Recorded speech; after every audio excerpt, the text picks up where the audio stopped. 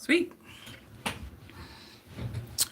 What is up, everybody? Happy Wednesday to you. Another random live stream. Whew.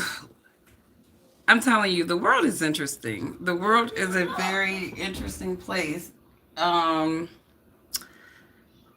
I just look at certain things and I'm just like, wow, the mindsets of some humans is just spectacular, right?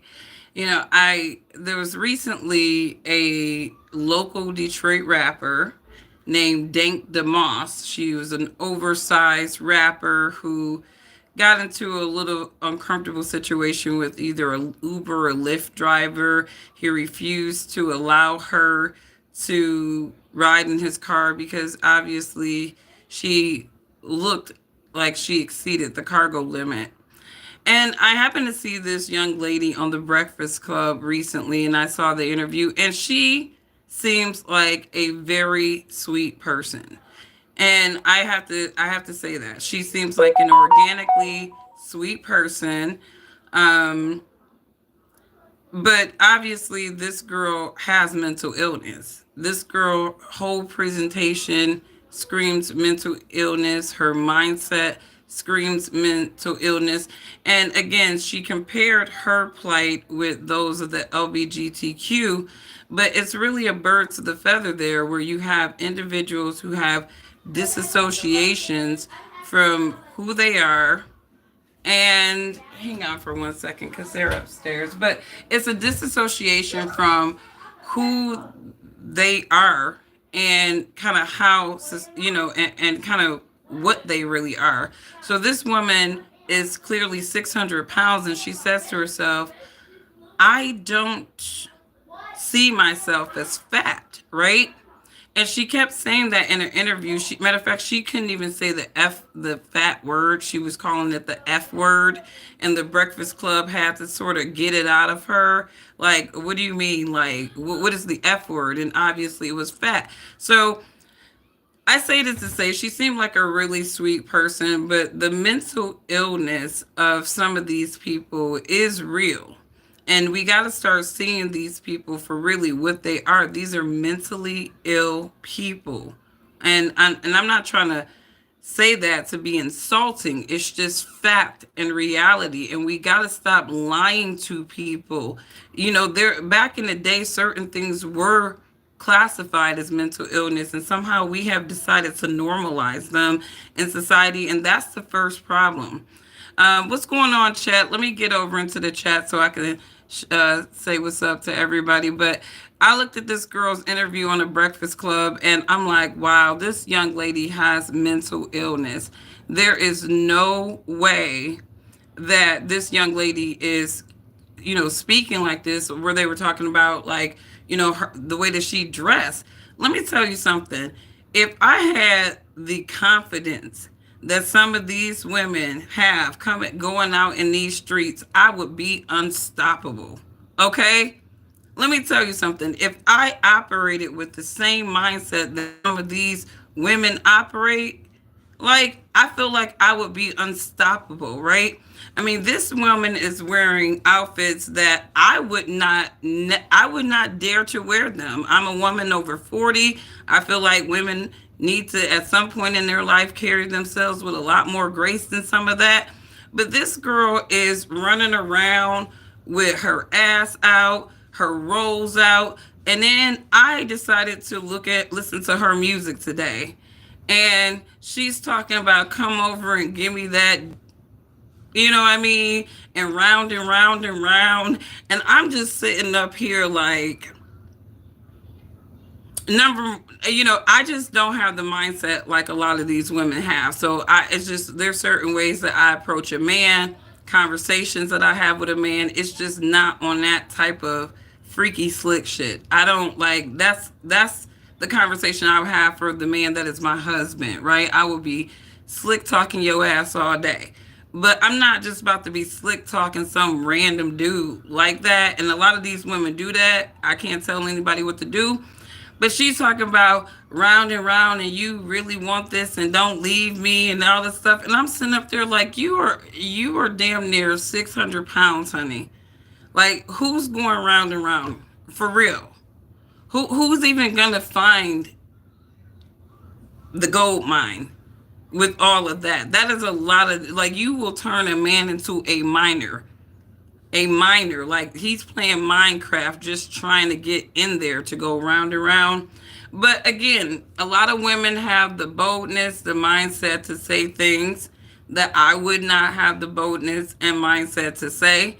And all I can say is that, you know, one of my friends actually told me one time, she was like, Angie, you don't really understand how much you could really get in this world. And and I respect how everybody chooses to hustle and get their coins. I just don't believe in selling my soul. I do not believe in selling my soul. And part of selling your soul sometimes is you out there putting yourself out there in a way that doesn't really make you feel comfortable, but you're doing it because there's some kind of means to an end. So her mindset was that, okay, you look decent enough, you got a decent enough body, you can be out here, getting whatever you want from these men. And I know, and she's one of those women. She gets whatever she wants from these simple men like that. But like, I'm more selective. I don't just like taking it with anybody like that. I don't like leveraging people. I don't like manipulating people. I'm not trying to use any superficial idea of my vanity to get what I want out of people. Some women use that. You work with what you got. That's not my thing. But it's just amazing. I just look at how some of these women put themselves out there, even just the body types. Like, I don't think that, like, I got like mom bod, but it's like some of these things that some of these women are wearing, it's like, I don't want to wear that because I think I'm too fat. And here you are walking around like 12 of me and you're wearing it. Kudos to the confidence level of a lot of women. Let me get into my chat. Crazy as hell. But I want to talk about, let me hang on for 1 second. I want to talk about this rich baby daddy conversation versus the poor baby daddy conversation, because a lot of people have had things to say about Elon Musk. He's on his 13th baby mama. He's on that 13th baby mama. I love my baby mama. I never let her go. He's on his 13th baby mama. And apparently people are trying to compare and contrast Elon Musk to black men. If a black man had that many children, that many baby mamas, right, they would not allow him to be anywhere near the U.S. government leading anything, right? That is the argument, right? But I think what people fail to realize, and this is my perspective on this, right? Rather, because Elon Musk, he has a son that recently transitioned into being his daughter, right? She came out talking about her daddy.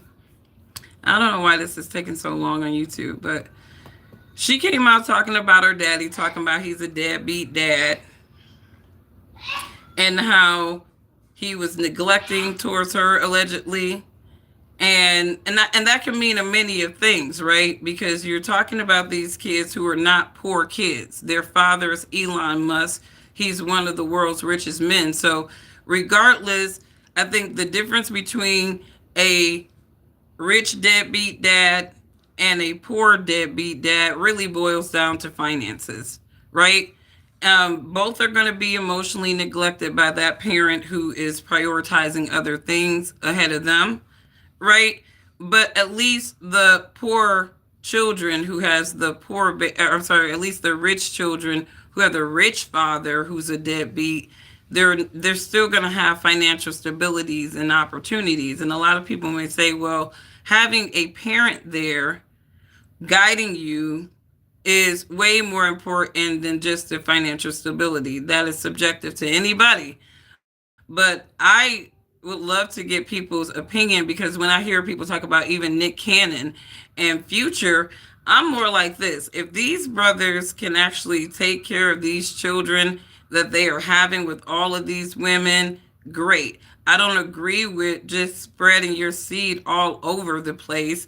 Obviously, that is something that's more anti God, even though, even in the Bible, you saw where you had men, and these were men of God, and they had concubines that were outside of their wives for whatever reason, whether it was a fertility thing. I think a lot of people forget that God's mandate to mankind was to fill the earth and subdue it. So our mandate as humans is to procreate. So it's like, I think it's just a touchy subject, whether it's a rich or poor man, because from my mindset, even though he's not doing it in the manner that God wants him to do, he's still kind of fulfilling that mandate that God put out to humans, which is to procreate, fill the earth and subdue it. And as long as he's taking care of all them kids, I don't really have a problem with it. I do not have a problem with it. Let me go to my chat here. But let me know what you guys think.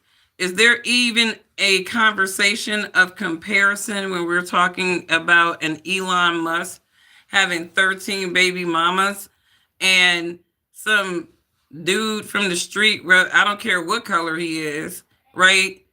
Having multiple baby mamas that he may or may not be able to financially care for those kids? Is it even a conversation of these things being not really the same thing, but even if the consequences for the children, even the consequences for the children are going to be different, right?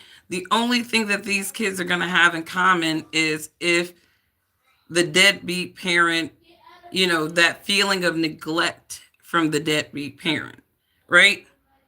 That's the only thing I would say that the rich kids would have in common with the poor kids, is that both of them are products of neglect from a deadbeat, right?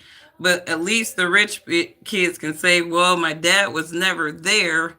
He was a deadbeat, whatever subjective meaning that word may have these days, but at least he took care of me, right? Elon Musk's son slash now daughter, like, as much as they can say that he was a deadbeat, who helped fund paying that transgender surgery? I mean, somebody gave her the money to be able to do that transition. I'm sure she didn't work hard to do all that transitioning to the body. So they still have more advantages, in my opinion, than the poor kids who have the deadbeat dads.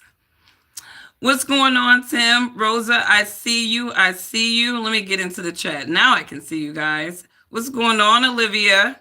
Today is your birthday, Aquarius. Aquarius. My birthday was earlier this month. So, and I always feel like February Aquariuses, we're the pure ones. We're like the real deal. The January Aquarius, they the ones that's touched with the little spectrums. Thanks, Tim. What's going on, Jordan? Bonjour. I came from the lands of Christians, born of the father that was once a mother, raised by the gays within the higher echelon of the gayosity. My gayness will reap. I don't know, bro. That's a lot of philosophical stuff about your gayness. But I know Leviticus 13:20 tells us what God's view is about your gayness. So we will pray for you. We will pray for you and all of those who are from the land that you speak of. But anyways, you guys, Elon's baby mama, though, is coming out. And I think it's very interesting because I guess she's already saying that he's a deadbeat. He ain't doing shit. She goes, 5 months ago, not Elon and I, because she is just a side chick, right? I welcomed a new baby into the world. Elon Musk is the father. I have not previously disclosed this to protect our child's privacy and safety. I'm pretty sure Ashley St. Clair, Elon's new baby mama, she probably didn't disclose it either because she ain't his wife. She never will be his wife. And she's just going to be a piece that he was banging And I don't think Elon's going to leave any of those other creepy women for her. Really, I don't think he will. And I honestly think that Elon is silently demonic. But this chick is interesting because when you follow her X account, right? She's talking holier than thou. This is what some of these conservatives do, right? All the while they're like whores and pimps themselves. But she's talking about how holier than thou she was and stuff. Like she was talking like a woman that would never be a side chick or a baby mama. And yet here she is, knocked up by Elon Musk, and she's not very happy about it because I don't know if she thought that he was just piping her down and they gonna have a baby, right? And they were gonna, she was gonna be like Mrs. Billionaire. And it's like she needed to talk to the other 12 broads that Elon knocked up. This man is all about spreading seed. And this dude probably thinks that he's just so phenomenal that his seed is just that deep. I wouldn't be surprised if Elon, had a diverse pool of his seed running around here like so many of these black guys. What's the difference between black guys and Elon when it comes to having multiple baby mamas? Nothing. Absolutely nothing. I'm slow. You said the Holocaust never happened. You're slow. If that is your handle, the Holocaust never happened, right? You sound like one of those, let me guess, evangelical, satanic type of people. I've been doing a little religious history, and you know who are some of the most demonic, the most demon, the religions that have some of the most demonic track records of murders and just all kinds of vile things is the Catholics and the Protestants. You ever look at their schisms, you look at the histories of these wicked extensions of the Abrahamic faith, and you realize that those faiths have evolved into straight Satanism. So usually when people who follow those faiths come in, they come in hot with a lot of demonism. And you're just like, whoa, what's going on? And then you realize they're one of those cross people, right? So they believe in the cross between good and evil. So they got wicked spirits attached to them. But anyways, right? Elon's baby mama, this white woman, right? They always want to associate baby mamas and side chicks with being black women, but clearly this is a quote polished white looking woman, the Ashley St. Clair conservative grifter, and she's polished looking, and all the while Elon Musk is polishing her ass and getting it pregnant, right? But somehow this woman is at a higher esteem than black women who do the same. It's insane to me. It is insane to me. But off of that, and I don't like making things about race, even though a lot of things are about race. The bottom line is the baby mama, baby daddy culture is not racist, right? It comes in all colors. And deadbeats come in different wealth classes, right? Some of these guys are spreading seed all over the place. They got enough money. They're like 50 Cent. What did he say? Have a baby by me, baby. Be a millionaire. The check's in the mail. Who the hell cares? Right? A lot of these millionaires have that mindset, right? And so they baby daddies all day. They just want to make themselves look a little bit more polished because they got a little white skin on them. The contradictions are real.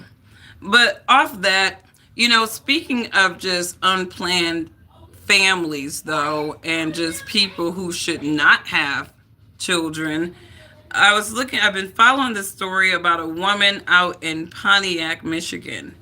And this woman has recently been arrested because they discovered that for 4 years, her children have been abandoned, basically living on their own. These children were so unkempt that, their toenails, they could barely walk. So this woman has been arrested, and this situation, like so many situations, we were just talking about the woman whose children froze to death in a car, right?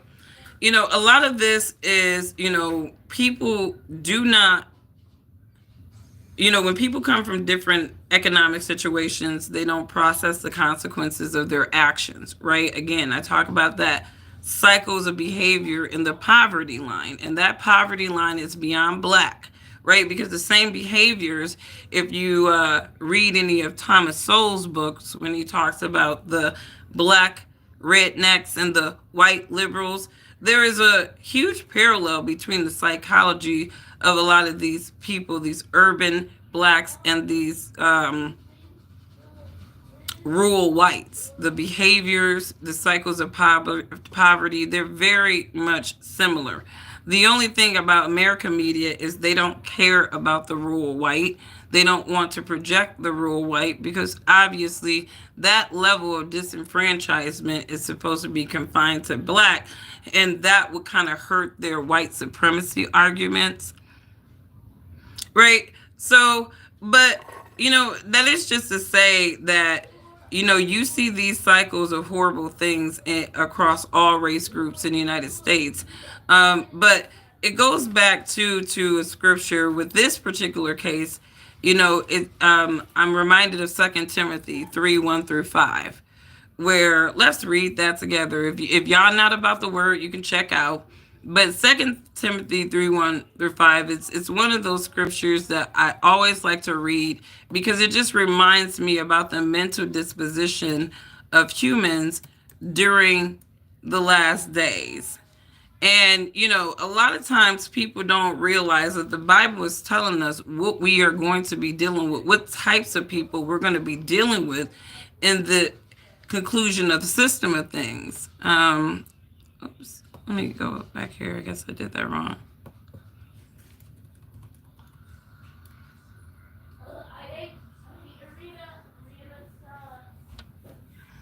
Here we go.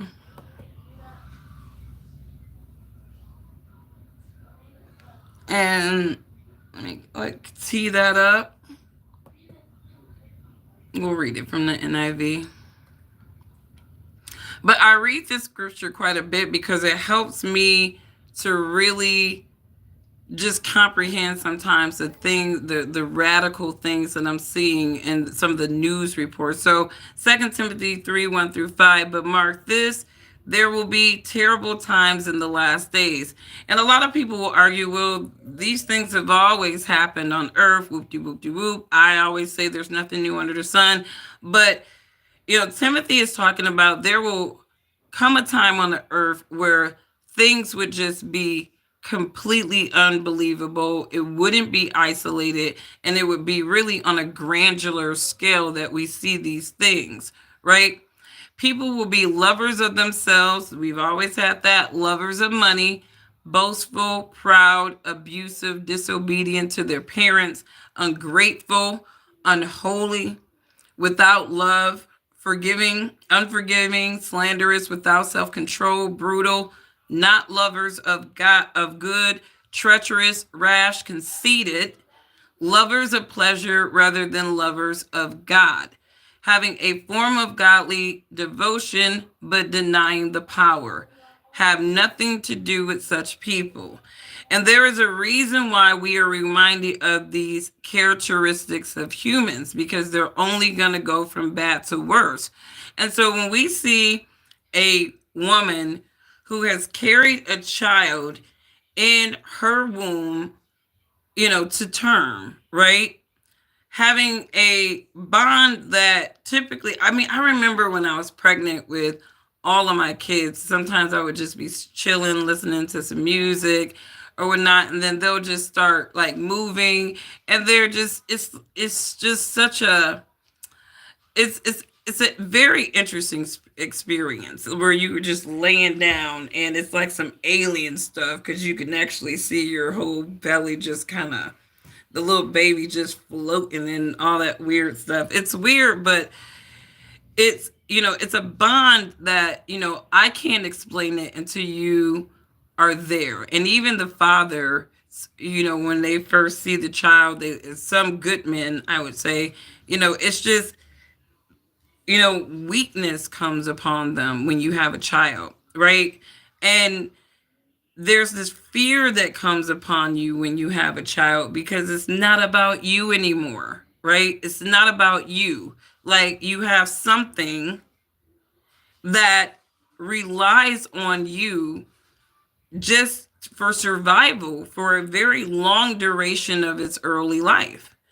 And like, I don't know how other parents feel, but like, I know when I first had my older daughter, I was freaking scared. I was so scared. I mean, I was worried about everything. I mean, I was worried about SIDS.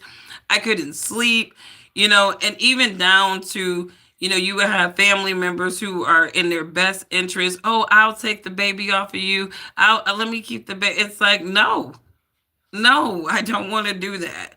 Like my kids are not a lot like they now that they're older, like they'll go and spend the night over my sister's house. But they're not allowed to do overnights over their friend's house. We don't do that. I'm very protective of my kids. And I think that, most parents, even though it gets easier from kid to kid, you're not worried about things as much. You're still operating with worry every day that they're taken care of, that they're emotionally well, that you're doing everything in your power to help them to be and develop into just decent people, right? That's really what most good parents feel when they have their kids. That's how we operate. But then you have these people with no natural affection, like this woman, who would have her kids in such deplorable situations. And, you know, it struck a nerve for me because I remember, like, I'm adopted. And so, like, I would say the first 7 years of my life was like those kids, like, where, like, I would say, like, the most traumatizing things that have ever happened to me happened within the first 7 years of my life. And then we were fortunate, CPS took us away from our mom. And I think in that situation, because the system is a crapshoot, I mean, there are kids who are being tormented way worse being in the CPS system than they were just being at home. And that's just 100. But we were fortunate to have, my mom, who recently her husband died like probably a year or so before she got us, and she just didn't want to be alone. And so she got foster kids to just kind of help her with the process of grieving, and she didn't even intend to adopt us. But I just remember, like, even when we got into her house, right? Like, she was just like on this mission to like make sure that we had like a completely different reality than what we had been experiencing. Like, so, and it was like environmental shock, in a little, I think for a couple of years, because when you have that drastic change in your environment, now you're afraid that you're going to lose it. So like, you are overly being a good kid because you don't want to go back to where that situation is. I pray that they find a loving home or a loving family member to place those kids in. But I think that there's going to be a lot of trauma that they're going to have to kind of, those kids are going to need a lot of therapy. And we're not even going to get into the fact that you had a 15-year-old boy, a 13-year-old girl, and a 12-year-old girl. So these are all teenage, kind of preteen kids just living by themselves, unkempt. They couldn't even really articulate, do basic hygiene stuff because they had forgot how to do it. Or they're, I mean, this is just sad. Like, let me know if you guys saw this story. I pray for everybody. These kids are really going through it with some of these unqualified parents. And I was looking at a documentary on the Eugenics program, and I don't believe in eugenics. And honestly, if you really dug into the eugenicist program, they keep talking about how it was attacking black people. But when you really dig into eugenesis, a lot of that was white people they were targeting, white Americans they were targeting with eugenesis. They were making like it was targeted towards black people, no doubt. But when you look at a lot of those case studies, documentaries, the human tests and trials, these were white Americans. And I personally believe that there was I think that there was a mission to eradicate a segment of white looking people in this country very, very early on. And just like not all black looking people are the same people, come from the same people, not all white looking people in this nation are the same. But when I was looking at that documentary, I thought it was very interesting because, like, if your dad was an alcoholic, if your mom, was slow, or if they deemed you to not be intelligent based off of a very superficial, intelligence test or whatnot, they basically, mark you as a moron. That's really where the term moron came out of, is the eugenicist program. And it was a label on people who were not privileged to higher higher education and social, mannerisms, right? So I think they said that, during the duration of the eugenicist program, estimated about 60,000 Americans were sterilized. And actually, Germany was taking notes from America to sterilize these people. But I don't agree with forcing people to be sterilized, but I do think that it should be an option like that. I think it should be I think it should be strongly advised and pushed for certain people. Because it's like they are liabilities to society. Like they are liabilities. Their children are liabilities to society, and I don't even know how we can sustain just having situations like this where people are having kids and then they're abandoning them for years. That these people are having kids, and because they cannot financially take care of them, these kids are freezing to death in cars.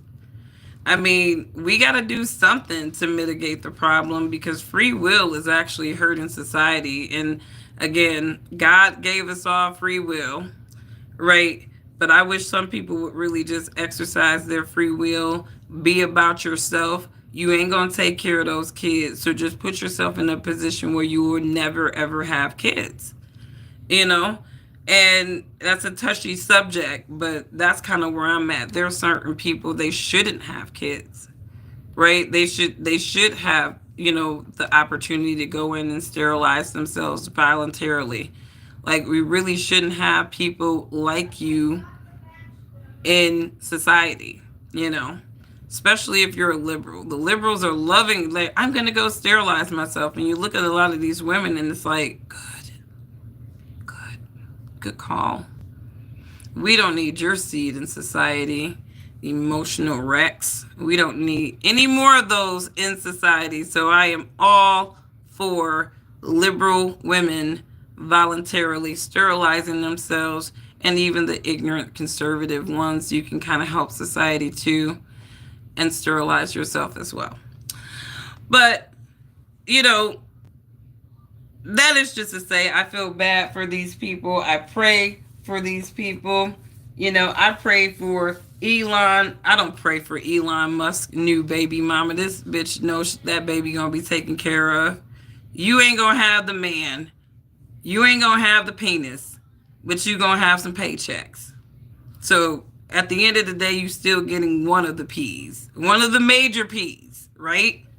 That's what she's getting. So she's not a victim, guys. She's playing the victim card because Elon is not trying to really, play house with her. But she should have known that you were one of now 13 baby mamas. Like, right, you said keep your legs closed.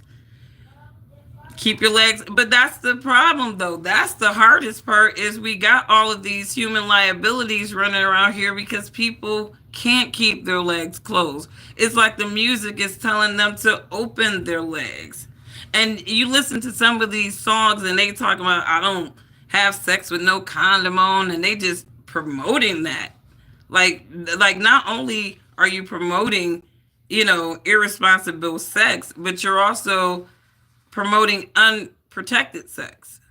So there's a lot of human liabilities running around here because people are buying into this ignorance that the media promotes in society. Right? The sexy red is not just there to make black women look bad. She's here for a message.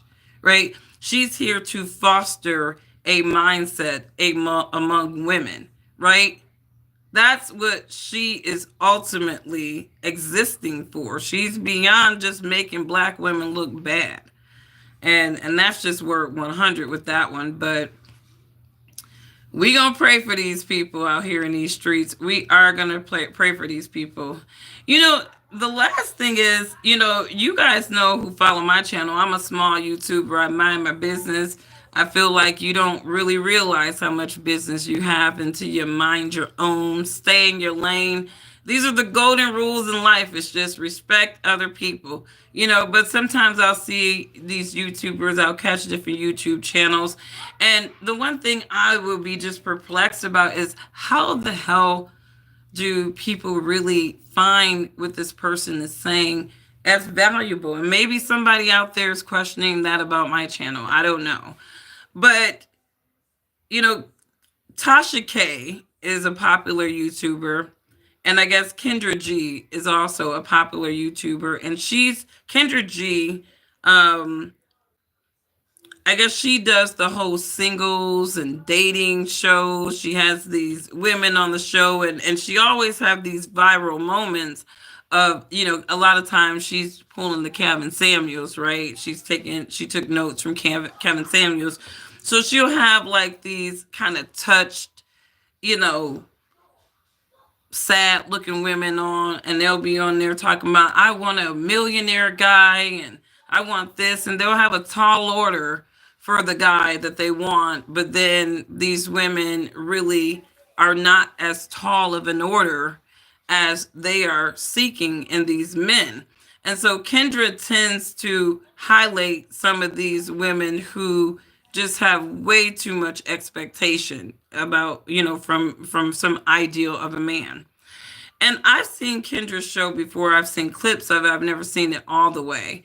But one thing that really bothers me about these dating spheres, right? And it was and it's always perplexed me is how do people listen to people scolding them, insulting them, and even giving them dating advice, and they're as single as they come? Like when you have a woman who is talking about she's single and she's embracing her single, and that's all good, like no doubt. But then you're giving other women dating advice, and then you're talking about having different types of men on deck, right? And I had another friend, she encouraged this to me. She was like, Angie, you need a fling every week. She has a dude for every day of the week. And I'm just like, Lord, how the hell do you keep up with that many men? Some people just got that kind of time. But there are a lot of women who they believe in having the roster of men.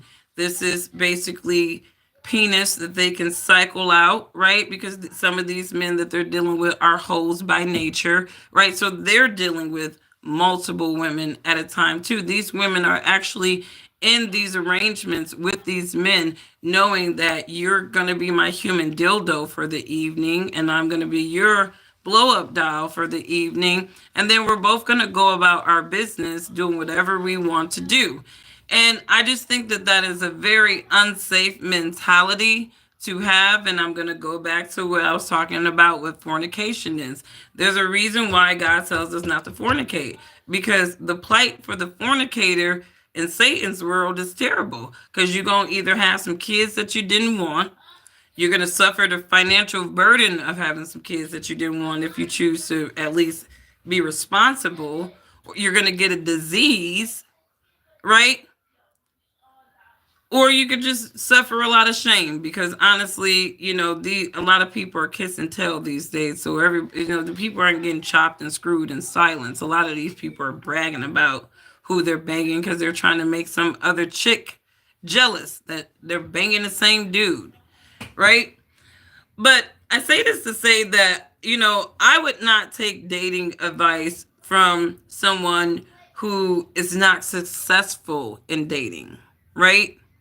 Like, I mean, I would take advice for somebody who has actually had dating success. Not some happily single woman who has different dick for different days of the week. Like, that's really not a subject matter expert that I would be interested in learning from because, there's no end for you, right? But if I meet a woman, a blogger, and she's talking about dating advice and she's actually gone through trying to find a good mate, then she found a good mate and she's talking about all the learning curves she's had finding this good mate, and they actually evolve into actually getting married and doing something more finite, then that's a blogger that I would take a little bit more serious. A lot of these people are dating train wrecks. They're pretty much going out venting and sort of solving their issues vicariously through all the lonely, sad people that chime into their shows. So there's always that saying that there's always somebody that's doing worse than you. And some of these people, they need those people calling into their shows so that they don't feel so terrible about themselves. But let me know what you guys think about Tasha K recently coming on a mic outing Kendra G for basically taking up with bums, right? She was on Tamron Hall's show, basically looking sad as hell, a sad contradiction to the things that she promotes to these sad, lonely women on her show. And it's just, to me, it's just a mess. You're not going to get dating advice from me unless it's probably coming from the Bible, right? I'm more like, I will tell people like this is the more, I give people advice that is just to me more old school. Because I always feel like the old school have it right. So when the ladies in the old school tell the woman, don't run around chasing a man, right? If a man is interested in you, he's going to reach out to you. He's going to call you. He's going to make the effort. And it's your job just to don't make the effort hard for him, right? That's what the old women said. I follow stuff like that, right? These women talking about having multiple men, boyfriends, different days of the week, they out there doing stuff like that. I can't relate, so I'm not going to be checking into these types of women. But Tasha K did expose your girl Kendra G for being the exact type of woman that she's out here going viral insulting. So the contradictions are real. Some of these people are double talking demons. The last thing that we're going to talk about in our random chat is Tamara Mowry's husband.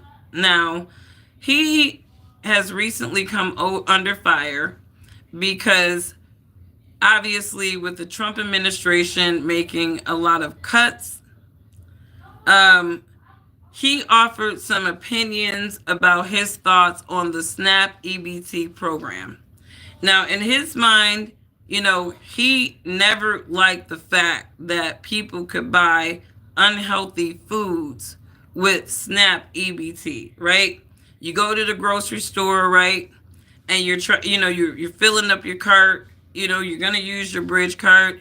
And in this mindset, he hated the fact that people had like sugary, snacky foods in their basket, right? And they didn't have the healthy foods in their basket. And then it really seemed to irritate him growing up in these neighborhood grocery stores when he would see people using the SNAP benefits and then they would still go out and use cash to buy liquor and cigarettes. Now, I don't know what this guy's economic upbringing was. I don't know how he worked his way up to his fortunes. I think his family owns a winery of some sort, but I'll say this, that people, they go to the SNAP EBT is used to purchase groceries, right? And if cookies, for example, are in a grocery store and somebody decides that they want to buy some cookies, right? If that's the diet that they choose for themselves, right, then that is their choice, right? If they're That's the type of sustenance that they choose to use with their government subsidy, right? That's their choice.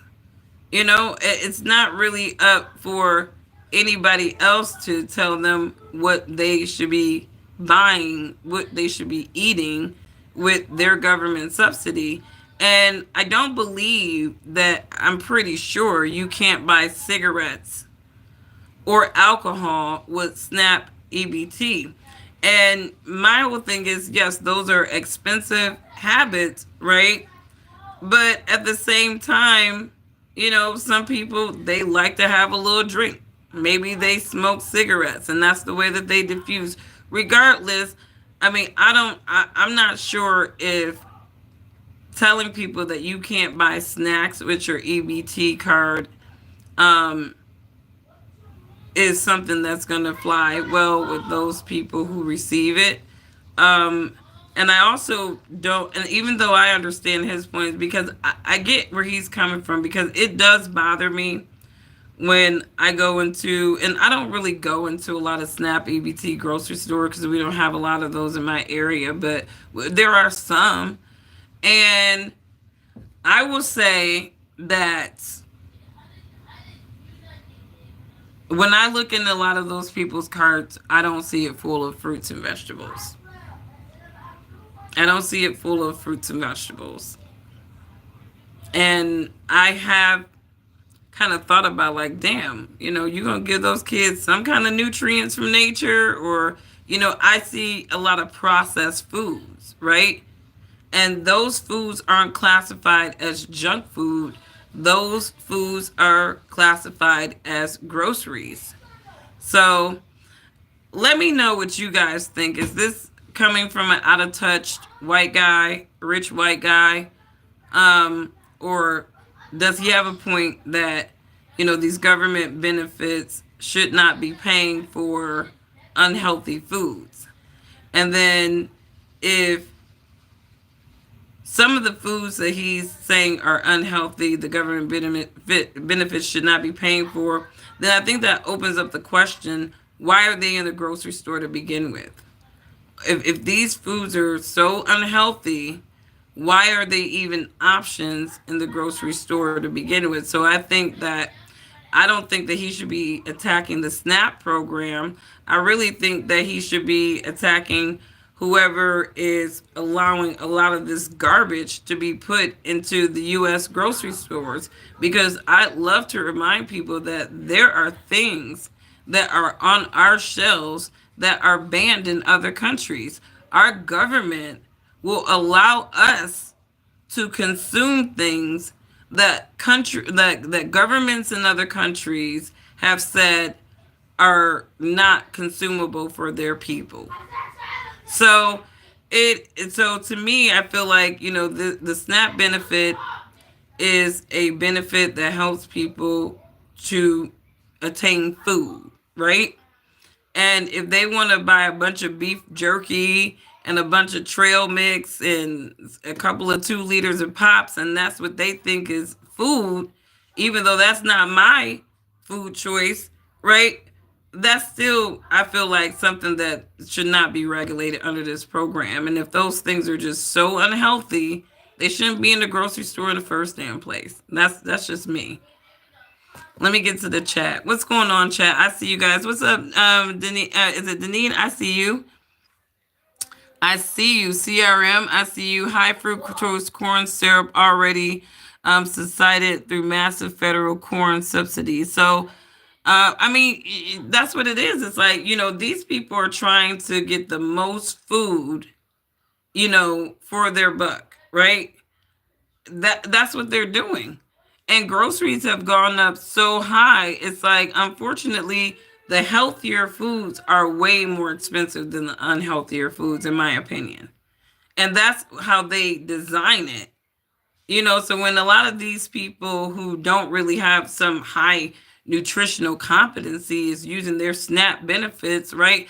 They're trying to buy as much food as they possibly can a lot of times with that card as they can. And I mean, it's just a game of numbers sometimes, with food quantities. I can, it's just a game of numbers for a lot of people when it comes to how they shop, the bulk of which they can get, and even which type of foods just come in larger quantities to help feed larger amounts of people. I mean, there's all kinds of reason why people may opt for the unhealthier choice, and a lot of that is dealing with poor economics. you know the healthier foods tend to cost more money, and that's just the shame of the United States. What's going on, Roosevelt? I see you. I see you. I see you. Um, let's see. Our tax dollars should not be paying for that. And our tax dollars shouldn't be paying for a lot of shit, man. But it does. I mean, look at all. Have you guys been looking at those hearings about government waste? And apparently, Elon is getting called out now too, because they're talking about condoms. These condoms were not sent to Gazans; they were sent to Zimbabwe. And why would you put that information out there for people to believe if it wasn't true? And if you guys are out there just sensationalizing your findings, how can the public really trust all of your findings, is a question that was asked to Elon. And he just kind of babbled, and he was like, well, look, I mean, I think we all can agree that condoms, even if it's just Zimbabwe, and he actually conceded that condoms being sent to Zimbabwe was more understandable than condoms being sent to Gaza, right? But nevertheless, right, I do agree with that reporter that and Trump, like I said, his administration, they have been just coming in, just saying shit, just saying and doing shit. And, hopefully Trump knows what he's doing, but I think this iron, strong arm way that a lot of these Republicans want Trump to be, especially in that base who are not as intelligent as they would like to think that they are, right? A lot of these people don't know you are literally strong arming your way to destruction, right? Because this is a global economy. United States is not some isolated country that's just been making it on its own all these decades. You can thank Bill Clinton, Hillary, Obama, and the Bushes for globalizing our economy. And we're not just going to pull out of a global economy just like that because Trump said so. We trust and believe. It's not going to happen, right? But you got to say things. You got to tell them what they want to hear. I just tell them what they want to hear. Remember that song?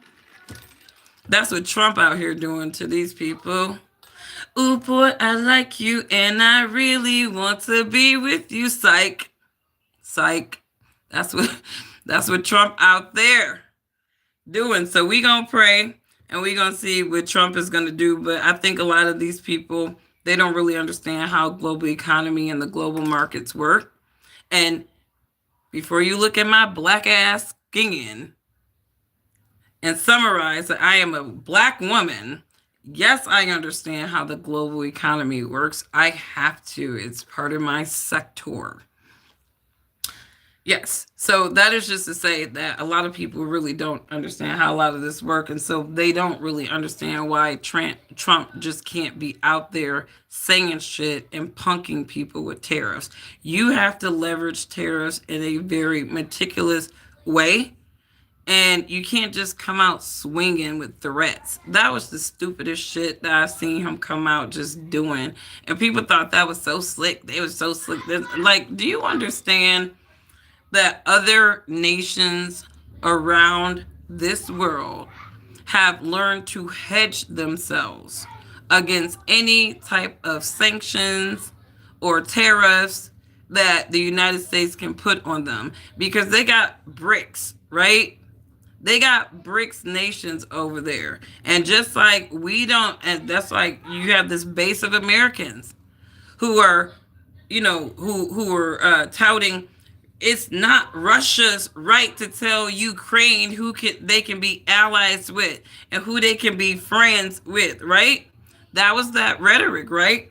Well, it's not America's business to tell Mexico and some of the nations that we have been bribing with friendship not to ally with BRICS, right? So the Americans, we don't have a lot of economic stronghold power because we could literally see ourselves crash and burn. We can see where it's like we could literally start throwing shit in the fan and getting it all back at us if we're not careful because we're not as stable as they are lying to us and saying that we are. So Trump definitely needs to pipe down when it comes to those damn tariffs. Like, and I'm all for tariffs. I already said that I supported him utilizing the tariffs, right? But it must be executed in a sound way where we're not just running around strong arming people and pissing off allies. And that's what some of these people think. It's like they have a very Romanesque mindset.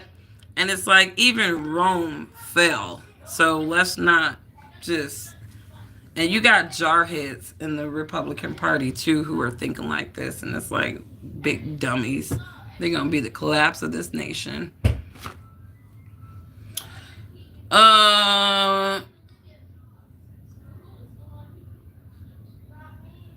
okay, sir, sir, this is not 1900s America, so you cannot conflate America Americans, thriving on tariffs in the early 1900s. I don't believe America was globalized in the early 1900s. We didn't have our economies woven into other countries' economies, sir. So I think that you maybe need to pipe down with all these little emojis and stuff and really understand what you're talking about. You talking about 1900s America and we talking about 2025 America that is almost $40 trillion in debt. Shut up. I swear people just come up acting like they just a subject matter expert and you sound stupid, right? You cannot compare 1900s America to America today. We are a totally different society and our financial needs are drastically different than the 1900s, sir. God, these are the smartest people in society running around because their flesh is a little pink. Pathetic. Anyways, you guys have a wonderful rest of your evening, right? You don't sound right, sir. Not to be mean. Let me pipe down. You're right. Let me pipe down, right? But you don't sound right. If you would have just dialed down the emojis, I wouldn't have to go in on you. But you can't compare and contrast. You can't even compare 2025 America to 1993 America. All right? 1993 America, we were $3 trillion in debt.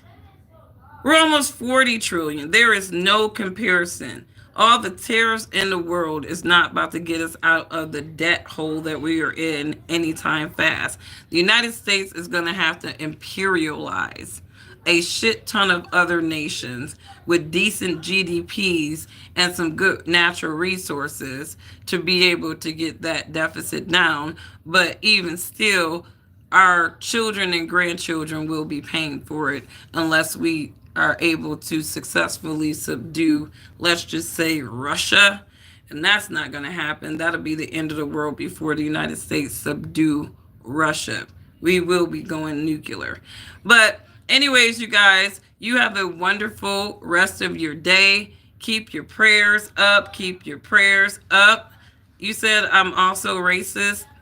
Sometimes. I mean, I guess we might as well just put it on the table. Sometimes I am. I am racist. Sometimes I don't like all people all the time. But I think racist is also subjective, right? I just indiscriminately don't like certain people. And if you happen to be white, then that's just what it is. It doesn't make me racist because you happen to be white. It just may be something about your character that makes me want to throw up. And in that regards, that doesn't make me racist. That just makes me not liking you. And it has nothing to do with your white skin. But if you want to call me racist, I mean, I guess you could say that. I don't care. Um, I just don't like certain people indiscriminately. So I don't really discriminate like that. If you're black, white, Puerto Rican, Haitian, Asian, if you're an ignorant ass person, I don't like you. And if that makes me racist, then oh well. But I do like the sound minded people of all races, so we can rock with each other all day. You see how people just love slinging the racist term because they can't comprehend and they swear it's black people who have the lowest IQ. You guys have a wonderful rest of your day. Bye.